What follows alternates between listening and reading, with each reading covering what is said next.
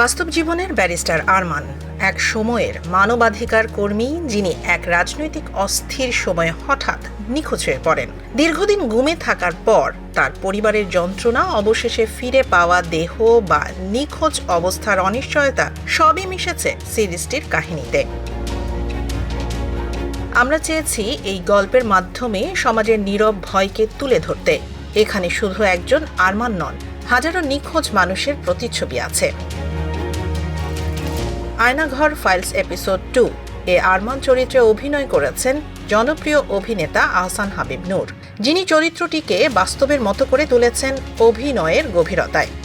সিরিজের সঙ্গীত ও ক্যামেরার কাজও প্রশংসিত হচ্ছে দর্শক মহলে। গুমের অন্ধকার বাস্তবতা, নিঃশব্দ প্রতিবাদ আর মানবাধিকারের প্রশ্ন সব মিলিয়ে আয়নাঘর ফাইলস 2 হয়ে উঠেছে এক ভয়াবহ বাস্তব কাহিনীর প্রতিবিম্ব। প্রথম এপিসোডের মতো দ্বিতীয় পর্ব মুক্তির পরপরই সামাজিক মাধ্যমে ভাইরাল হয়েছে। দর্শকরা বলছেন এটি শুধু বিনোদন নয়, একটি সাহসী সামাজিক প্রতিবাদ। গুমের ভয়াবহতা, ক্ষমতার অপব্যবহার আর আইনের অপপ্রয়োগ সব কিছুর প্রতিফলন ঘটেছে আয়নাঘর ফাইলস 2-এ। সত্য ঘটনার অনুপ্রেরণায় তৈরি এই সিরিজটি হয়ে উঠেছে বাংলাদেশের সামাজিক বাস্তবতার এক সাহসী দলিল।